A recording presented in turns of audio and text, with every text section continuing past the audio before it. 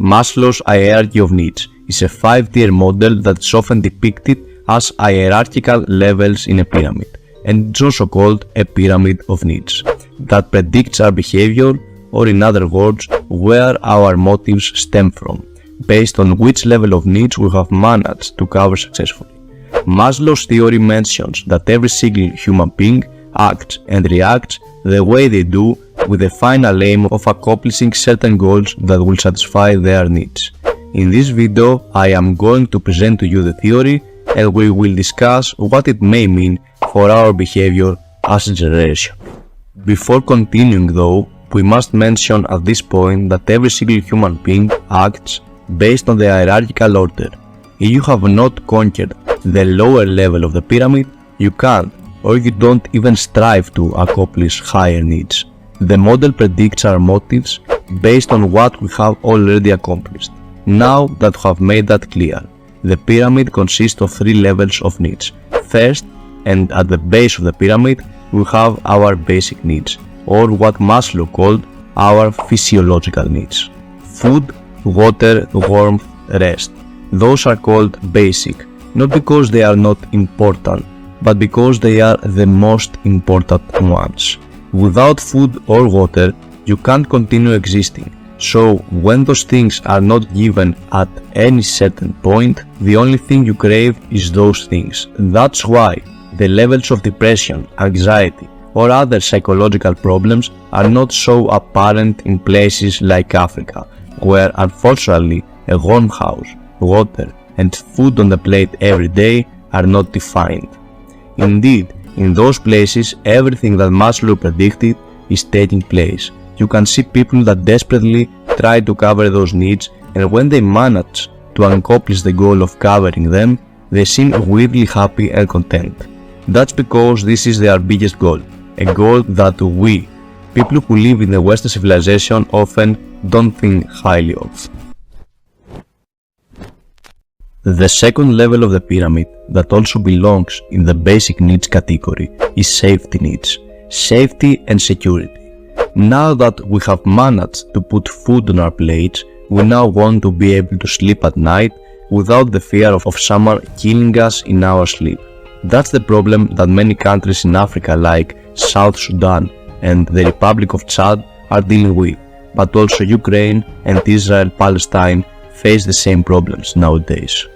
The important thing to mention is what happens when you had previously easily achieved those levels and you violently, due to war, come rapidly down the levels.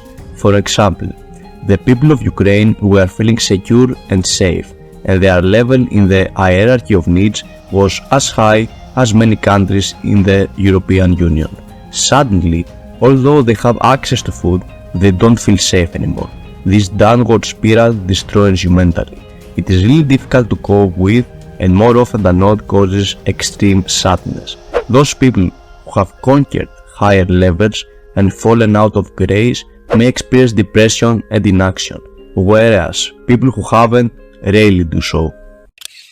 Leaving the basic needs level, we climb up to the psychological needs, finding belongingness, love, and esteem goals, such as prestige and status.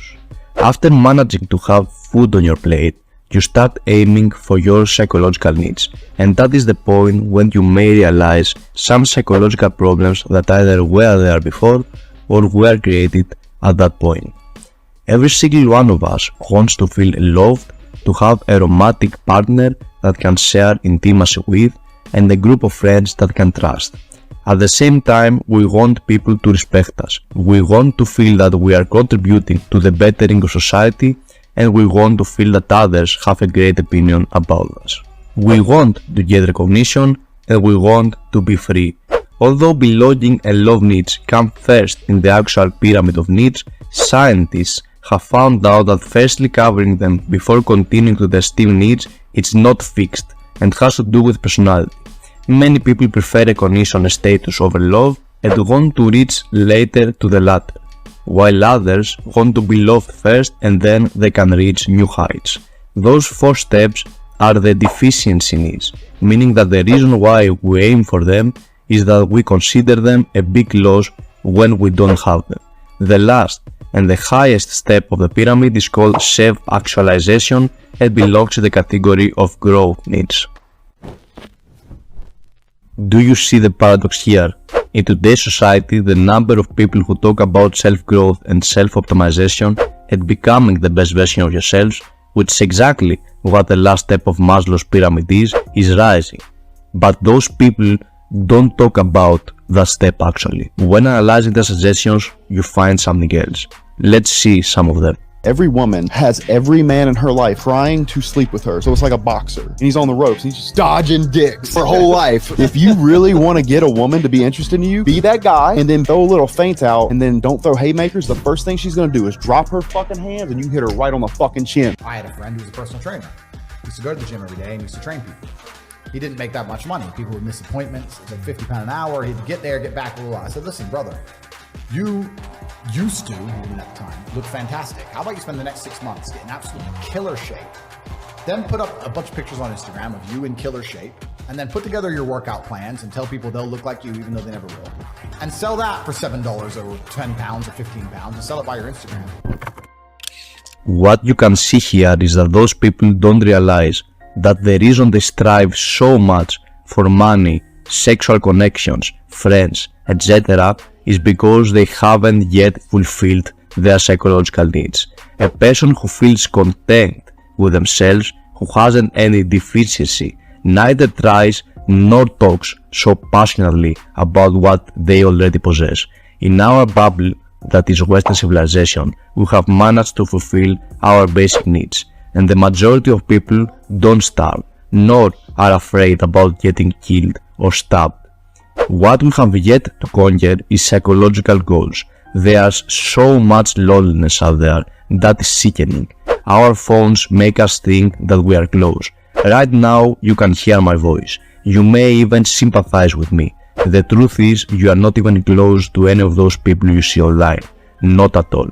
Seeing so many people idolizing stars to feel connected in a group. Seeing large groups of men paying for OnlyFans just to feel that a woman cares about them, even if deep down they know that this is all for money. Seeing so many people talk daily on social media but never engage in a deep conversation, and at the same time seeing that all those gurus who talk about self-growth try to give solutions to how you can achieve psychological stability makes me realize that the civilization that we so fondly believe is perfect has failed to give people what they need. This video is not against self-growth and self-improvement.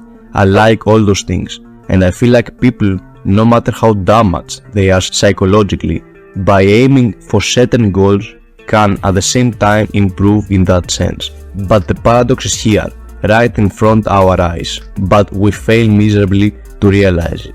Instead of making money your god, I suggest you realize that yes, some economic independence is important for your self-esteem, and that is something everyone wants, but it is not the solution to everything.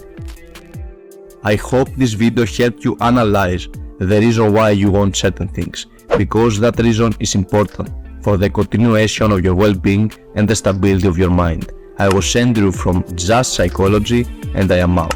Wishing you all the best.